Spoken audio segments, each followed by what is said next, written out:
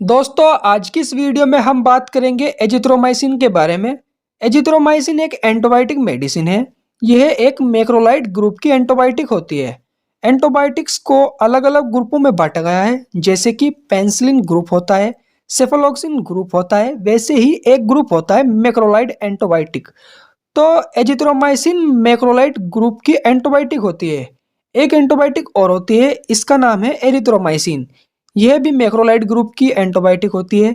पहले जो टेबलेट आई थी वह एरिथ्रोमाइसिन आई थी, उसके बाद एजिथ्रोमाइसिन आई थी। अब ध्यान से समझिएगा, यह जो एरिथ्रोमाइसिन टेबलेट थी इसके साइड इफेक्ट ज़्यादा थे। दूसरी बात, यह दवा बहुत देर तक काम नहीं करती थी। तो आप समझ सकते हैं कि एरिथ्रोमाइसिन से बेस्ट मेडिसिन एजिथ्रोमाइसिन है।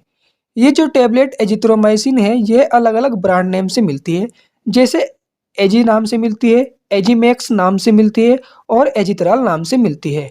तो ये कुछ पॉपुलर ब्रांड नेम थे जो किसी भी मेडिकल स्टोर पर आसानी से मिल जाती है। अब बात करते हैं इसके यूज़ की। एजिथ्रोमाइसिन टेबलेट का यूज़ कहाँ कहाँ किया जाता है। तो दोस्तों यदि आप हमारे चैनल पर नए हैं तो हमारी वीडियो को लाइक ज़रूर कीजिएगा और हमारे चैनल को ज़रूर सब्सक्राइब कीजिएगा। तो बात करते हैं इसके यूज़ के बारे में। एजिथ्रोमाइसिन टेबलेट का यूज़ किया जाता है थ्रोट इन्फेक्शन में, यानी कि गले के इन्फेक्शन में। मतलब जैसे कि गले में किसी प्रकार की खराश का हो जाना या गले का दुखना या गले में किसी भी प्रकार का इन्फेक्शन होना, गला बैठना, आवाज़ का चेंज होना। दोस्तों एजिथ्रोमाइसिन टेबलेट थ्रोट इन्फेक्शन में बहुत ही अच्छी मेडिसिन है। ज़्यादातर डॉक्टर्स इस टेबलेट को गले के इन्फेक्शन में ही यूज़ करते हैं। कभी कभी नज़ले जुकाम की वजह से हमारा गला दुखने लगता है तो तब भी इस टेबलेट का यूज़ किया जाता है। और कंडीशन जैसे कि टॉन्सिल इन्फेक्शन का हो जाना, साइनस इन्फेक्शन के अंदर भी इस टेबलेट का यूज़ किया जाता है। मिडल ईयर इन्फेक्शन के अंदर भी इस टेबलेट का यूज़ किया जाता है। लंग्स इन्फेक्शन के अंदर जैसे कि सांस का फूलना या लंग्स में बलगम का जमाव होना, उस कंडीशन में भी इस टेबलेट का यूज़ किया जाता है। टाइफाइड के अंदर भी इस टेबलेट का यूज़ किया जाता है और वायरल फीवर में भी इस टेबलेट का यूज़ किया जाता है। पेल्विक इन्फ्लेमेटरी डिजीज में भी इस टेबलेट का यूज़ किया जाता है। आपने देखा होगा कि कभी कभी पेशेंट की टीएलसी बढ़ जाती है, तो उस टीएलसी के लेवल को घटाने के लिए डॉक्टर्स एजिथ्रोमाइसिन का यूज़ करते हैं। तो इन सभी कंडीशन में एजिथ्रोमाइसिन टेबलेट का यूज़ किया जाता है। अब बात करते हैं इसकी डोज के बारे में। इसकी डोज क्या है? देखिए, दो तरह की डोज होती है, एक तो एडल्ट डोज और दूसरी है होती है मेरा मतलब दूसरी होती है चाइल्ड डोज। सबसे पहले हम बात करेंगे एडल्ट डोज के बारे में।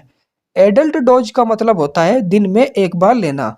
मतलब यदि किसी पेशेंट की एज 18 प्लस है या 16 प्लस है और उसका वेट लगभग 35 केजी होना चाहिए, तो इसको एजिथ्रोमाइसिन 500 mg की टेबलेट को दिन में एक बार दे सकते हैं। ये तो हो गई इसकी एडल्ट डोज। अब बात करते हैं चाइल्ड डोज की। चाइल्ड डोज में हम एजिथ्रोमाइसिन टेबलेट को 10 mg पर केजी पर डे के हिसाब से देंगे। अगर किसी बच्चे का वेट 10 केजी है तो हम 10 mg की गुना बच्चे के वेट से करेंगे, तो वेट गुना mg यानी 10 गुना 10 हो जाएगा 100 mg। मतलब 100 mg दे सकते हैं। वैसे ज़्यादातर इसकी डोज दिन में एक बार ही होती है, तो आप 10 किलो के बच्चे को 100 mg दिन में एक बार दे सकते हैं। अब अगर बात करें इसके साइड इफेक्ट के बारे में, तो इसके कुछ कॉमन साइड इफेक्ट देखे गए हैं, जैसे कि हल्का सा चक्कर आना, पेट में हल्का सा दर्द का होना और हल्का सा उल्टी का मन होना। तो ये कुछ कॉमन साइड इफेक्ट थे जो देखे गए हैं। अब अगर बात करें इसकी सावधानियों के बारे में, तो इस टेबलेट को किन किन बीमारी में नहीं लेनी चाहिए। अगर किसी पेशेंट को लीवर से संबंधित कोई भी बीमारी है तो ऐसी कंडीशन में एजिथ्रोमाइसिन टेबलेट को नहीं लेना चाहिए।